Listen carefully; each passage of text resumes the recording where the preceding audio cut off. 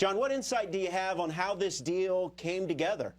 Yeah, well, I'll tell you what I know, but obviously nobody's going to know a lot because this was shrouded in secrecy. As of late last night, my understanding is the Dodgers did not know that they were getting him. And so it was either very late last night or this morning where it came together, where the Dodgers became the team and that they understood that they were getting Shohei Ohtani. My other understanding is that there were three finalists: the Angels, the Blue Jays, and the Dodgers. So certainly the Blue Jays were clearly in the running, and the Angels were as well. You know, the Giants and the Cubs were, I guess you could call them finalists. There were 5 teams. And, you know, one thing I will say, I don't think it's about the money. I think the Dodgers were the favorite all along, which is what we've always said, because of 2 things. Geography, number 1. Number 2, they are the most consistent winning team in Major League Baseball. Just look at the record. You know, John, one thing, I did get a chance to catch up with Shohei at the end of the season, and he was dead set on the fact that when he first came over here, everybody made it sound like he had to be on the West Coast. And he said, I never had said that. That just became a narrative. And after traveling around, I really think the Blue Jays had an opportunity. I don't think it was geographic. I do think it came down to the Dodgers winning all the time.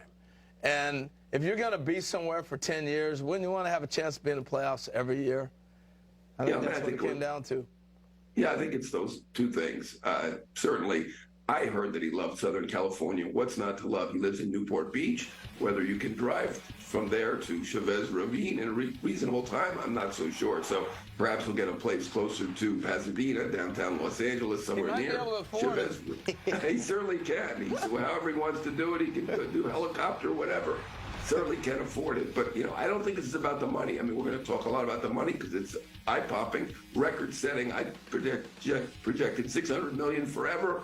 Beats that by $100 million. We'll see what the actual value of this is after all the numbers are actually figured out and we know what the deferrals are and for how long. But I don't think it's really about the money. I don't think he's about the money. I think, yes, the winning, but the geography counts. And now the first time, I'm not so sure. But this time, I heard from everybody around him that he loved Southern California. So I do think that was a factor as well. But, yeah, he certainly wants to win. I'm sure he was frustrated over the last 6 years. The Angels did him right, having him pitch and hit at the same time, became this international superstar, even beyond what he started as. And, got to give him credit. And I like the fact that he did give them credit. And by the way, I don't mind the fact that he didn't do a repeat of LeBron.